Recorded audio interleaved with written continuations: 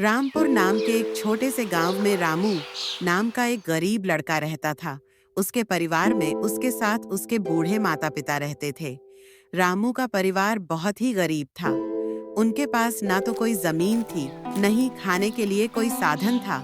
रामू दिन भर मजदूरी करता और उससे जो कुछ भी कमा पाता उसी से अपने पूरे परिवार का पेट भर लेता। यह देखकर रामू के माता पिता बहुत दुखी होते।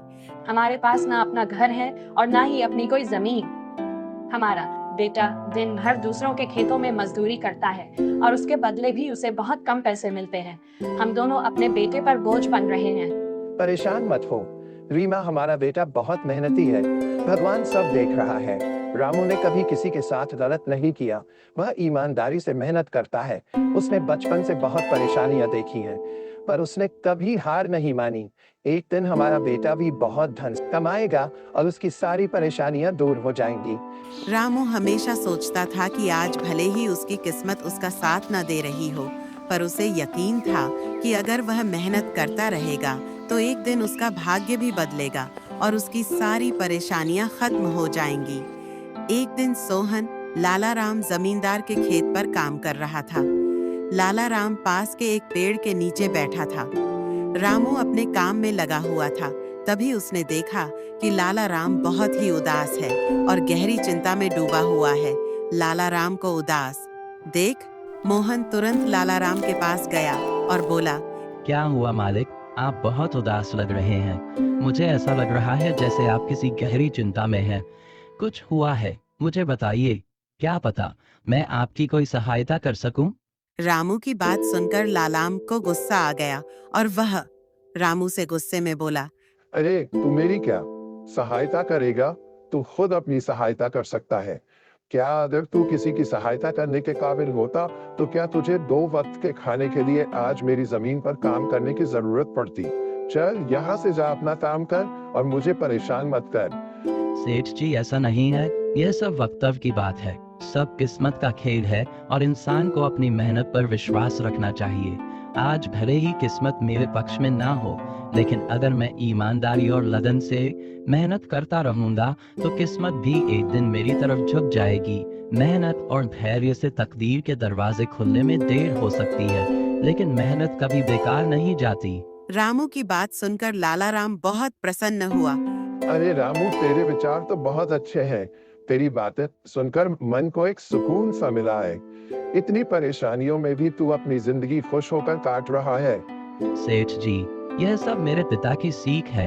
जब भी मैं किसी चीज के लिए अपने पिता से जिद का था तो मेरे पिता हमेशा मुझे यही समझाते थे, बेटा रामू, हमारे पास इतना धन नहीं है कि मैं तेरी हर इच्छा पूरी कर सकूं, लेकिन एक बात हमेशा याद रखना, जिंदगी भी मौसम की तरह होती है। कभी यह धूप की तरह खुशियों से भरी होती है, कभी ठंड की तरह कठिनाइयां लाती है और कभी बारिश की तरह परेशानी आती है। लेकिन जैसे हर मौसम बीत जाता है, वैसे ही जिंदगी के मुश्किल हालात भी गुजर जाते हैं। बस धैर्य और हिम्मत बनाए रखना जरूरी है, क्योंकि एक दिन सब कुछ ठीक हो ही जाता है। अरे वाह, लगता है तेरे पिता बहुत ही नेक इंसान है। किसी दिन मैं भी उनसे जरूर मिलूंगा। मालिक, क्या हुआ है? आप एक बार मुझे साफ साफ बताइए। क्या पता आपकी परेशानी का कोई हल मिल ही जाए। अरे रामू, मैं एक बहुत बड़ी परेशानी में फंस गया हूँ। मुझे अपनी परेशानी का कोई भी हल नजर नहीं आ रहा है। सेठ जी, एक बार मुझे बताइए तो क्या पता आपकी परेशानी का कोई हल निकल ही जाए। सोहन, हमारे गांव में मेरे पिता की एक पुश्तैनी जमीन थी जो काफी पीढ़ियों से हमारे पास थी। उस पर मेरा और मेरे भाई का हक है, पर हमारे गांव के ही 2 बाप बेटों ने उस पर कब्जा कर लिया है। मैं पुलिस थाने में केस दर्ज कराने की सोच रहा था, लेकिन गांव के बहुत बड़े बड़े लोग उनके साथ हैं। मैं कितनी भी कोशिश कर लूं, लेकिन मैं उन लोगों का कुछ नहीं बिगड़ पाऊंगा। अब तो उन लोगों ने उस जमीन पर खेती भी शुरू कर दी। मेरे पिता की पुश्तैनी जमीन मेरे हाथों से छीनी जा रही है, इसलिए मैं बहुत परेशान हूँ। मुझे समझ नहीं आ रहा मैं अब क्या करूँ। आप सही कह रहे हैं सेठ जी। अगर आप कानून का सहारा लेकर भी अपनी जमीन को वापस लेने की कोशिश करेंगे तो भी आप उनका कुछ नहीं कर पाएंगे। हाँ रामू, तू ही बता, मैं अब क्या करूँ? मैं तो सोच सोच कर परेशान हो गया हूँ। मेरी पुश्तैनी जमीन छीनी जा रही है और मैं कुछ भी नहीं कर पा रहा। रामू ने कुछ देर सोचा और कहा, मालिक आप चिंता मत कीजिए, हर परेशानी का कोई ना कोई हल जरूर होता है। अगर आप चाहे तो एक तरीका है जिससे आप अपनी जमीन वापस पा सकते हैं। अगर ऐसा कोई तरीका है तो जल्दी बताओ रामू, वह क्या तरीका है? रामू ने लाला राम को अपनी सारी तरकीब पूरी तरह समझा दी। तरकीब सुनकर लाला राम मोहन से कहता है, अरे वाह रामू, तू तो बहुत समझदार है। तूने तो बहुत अच्छी तरकीब बताई है। ऐसे तो मेरी जमीन मुझे जरूर मिल जाएगी। मैं तुझसे वादा करता हूँ, अगर तेरी यह योजना सफल हुई तो मैं अपनी जमीन का एक हिस्सा तेरे नाम कर दूंगा। अरे मालिक, आप ऐसा क्यों कह रहे हैं? आप मेरे मालिक हैं। आपकी वजह से मुझे अपने घर के लिए 2 वक्त का खाना मिल जाता है। आपकी मदद करना तो मेरा फर्ज है। मुझे आपकी जमीन नहीं चाहिए। ठीक है रामू, तुम बहुत नेक इंसान हो। कल से तुम इस काम पर लग जाओ। रामू फिर से खेत में अपने काम पर लग जाता है। अगले दिन रामू जगत और विनोद नाम के उन बाप बेटों के पास पहुंच जाता है जिन्होंने लाला राम की जमीन पर कब्जा कर रखा था। नमस्कार सेठ जी, मैं यहाँ से गुजर रहा था तो पास के लोगों ने बताया कि आपके यहाँ काम के लिए मजदूर की जरूरत है। क्या आपके यहाँ मुझे भी कोई काम मिल सकता है? अरे अरे कौन हो तुमसे किसने कह दिया कि यहाँ मजदूर की जरूरत है? यहाँ किसी मजदूर की जरूरत नहीं है।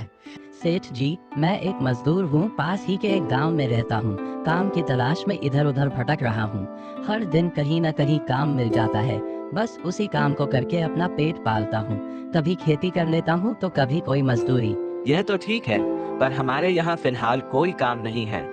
सेठ जी, मैंने तो सुना है कि आप लोग इस गांव के सबसे बड़े जमींदार हैं। आपके पास बहुत सारी जमीन है, इसलिए आपके यहाँ हमेशा मजदूरों की जरूरत रहती है।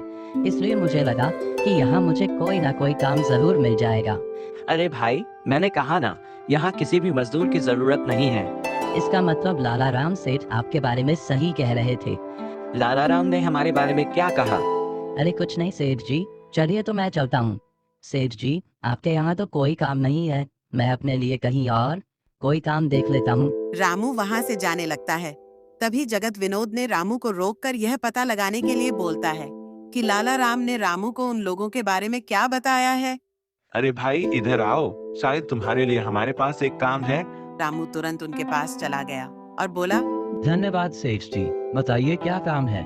आप जो भी काम बोलेंगे मैं हर काम करने के लिए तैयार हूँ। आखिर बूढ़े माँ बाप का पेट पालना है। अरे सब्र रखो, काम तो हम तुम्हें बता ही देंगे। पहले यह बताओ कि लाला राम हमारे बारे में क्या कह रहा था। सेठ जी, मैं पहले लाला राम सेठ के यहाँ काम करता था, पर वह बहुत ही कंजूस और बदतमीज आदमी है। मैं उनके यहाँ दिन रात मेहनत करता, पर इतनी मेहनत करने के बाद भी वो मेरी सही मजदूरी नहीं देता था। इस बात पर कल मेरी उससे बहस हो गई थी। फिर क्या हुआ? लाला राम ने हमारे बारे में क्या कहा? जब मेरी सेठ लाल आराम से बहस हो रही थी, तब उसने मुझे कहा कि पूरे गांव में उनसे ज्यादा मजदूरी कोई नहीं दे रहा। तो मैंने गुस्से में कह दिया कि गांव के सबसे बड़े जमींदार जगत सेठ और विनोद सेठ सबसे अच्छी मजदूरी देते हैं, इसलिए उनके यहाँ हमेशा काम करने वालों की भीड़ रहती है। हाँ भाई, बिल्कुल सही कहा था। आखिर हम गांव के सबसे बड़े जमींदार हैं। हमारा फर्ज है कि जो भी मजदूर हमारे यहाँ काम करता है उसे उसकी मेहनत के हिसाब से सही मजदूरी मिले। वाह सेठ जी, आपने बहुत अच्छी बात कही। लाला राम सेठ कभी भी आपकी बराबरी नहीं कर सकता। वह तो शायद आपके जितना भी नहीं सोच सकता। जगत और विनोद रामू की चापलूसी भरी बातों में आ जाते हैं और उसे अपने यहाँ काम पर रख लेते हैं। चलो अब काम की बात करते हैं। तुम एक अच्छे इंसान लगते हो। हमें अपने खेत पर काम करने के लिए तुम्हारे जैसे ही एक मजदूर की जरूरत है। कल से ही काम पर आ जाना। कुछ दिन ऐसे ही बीत गए। एक दिन जगत अपने बेटे विनोद से बोला, विनोद बेटा, यह रामू तो बहुत मेहनती है। यह अकेले ही 4 लोगों का काम कर देता है। अच्छा हुआ कि हमने इसे रोक लिया। हाँ पिताजी, आप सही कह रहे हो। रामू बहुत मेहनती है, इसके जितना काम शायद ही कोई और करता होगा। यह पूरा दिन यहाँ काम पर अकेला लगा रहता है। रामू की मेहनत ने जगत और विनोद का दिल जीत लिया। कुछ दिन और बीत गए। एक शाम जगत और विनोद अपने खेतों का दौरा कर रहे थे। जब वे अपने खेत पर पहुंचे तो देखा कि रामू इतने देर तक भी काम कर रहा था। रामू भाई, अब तो रात होने वाली है।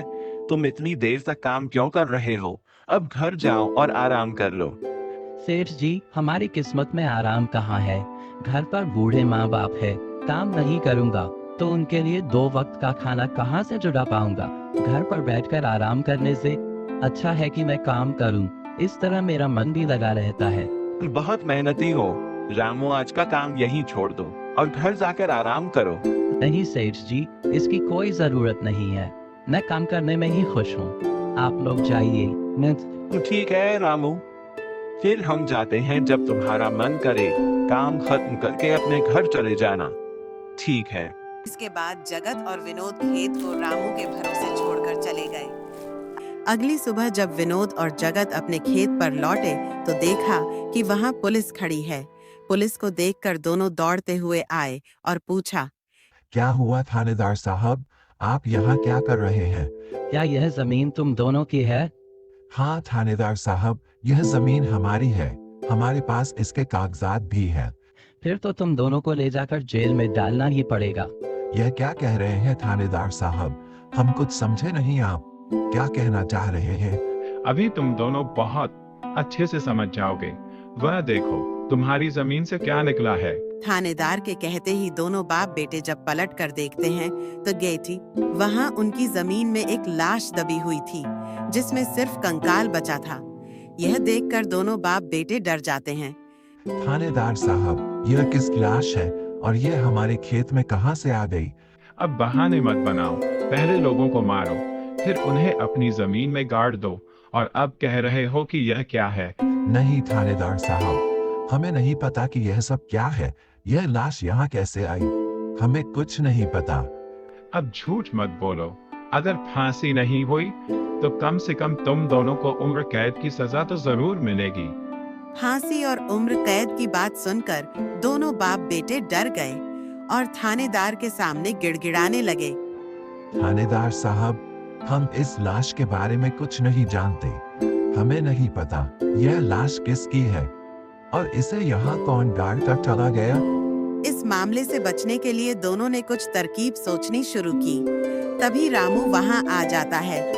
अरे सेठ जी, यह पुलिस यहाँ क्यों आई है? क्या हुआ है रामू? देखो, पता नहीं कहां से हमारी जमीन में यह कंकाल आ गया है। मालिक, यह कंकाल यहाँ कहाँ से आ गया? यह तो बहुत गंभीर बात है।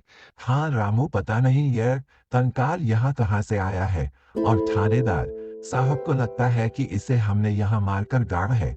अब तू ही कोई उपाय सोच जिससे हम इस परेशानी से बच सके।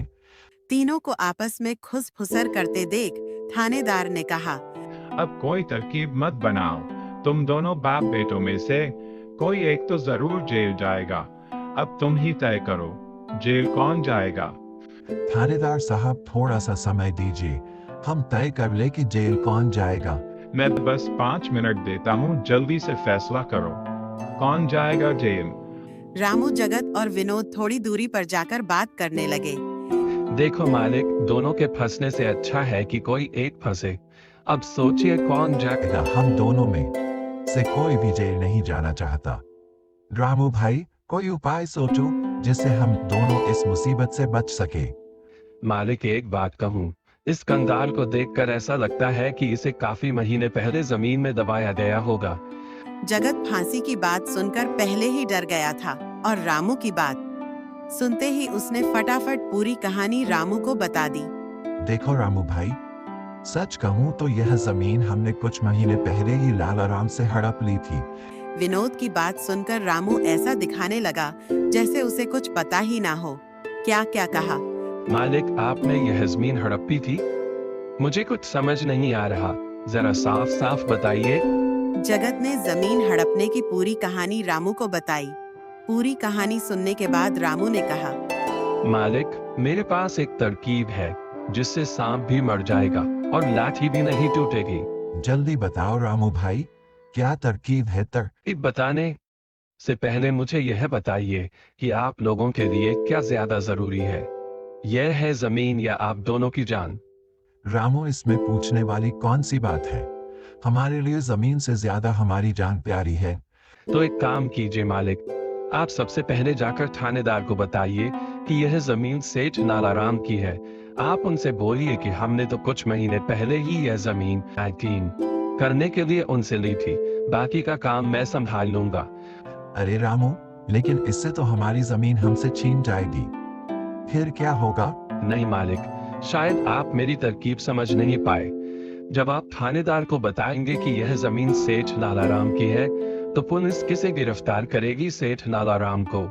और जब लालाराम जेल चला जाएगा, तब आप लोग फिर से जमीन पर कब्जा कर सकते हैं। इससे आप लोग भी जेल जाने से बच जाओगे और जमीन भी आपके ही के पास रहेगी।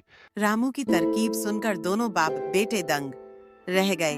वाह रामू भाई, तुम तो बहुत होशियार हो। आज तक तुमने हमें अपने काम से खुश किया था, अब तुम्हारी बुद्धि हमारी जान भी बचाएगी। इसके बाद तीनों थानेदार के पास गए और मोहन ने जो कुछ कहा था वही बात दोनों बाप बेटे थानेदार से कहने लगे। थानेदार साहब, यह जमीन हमारी नहीं है। हमने कुछ महीने पहले ही काम करने के लिए यह खेत नालाराम सेठ से लिया था। वह जब खुद फंस गए हो तो अब किसी और को फंसाकर अपनी जान बचाना चाहते हो?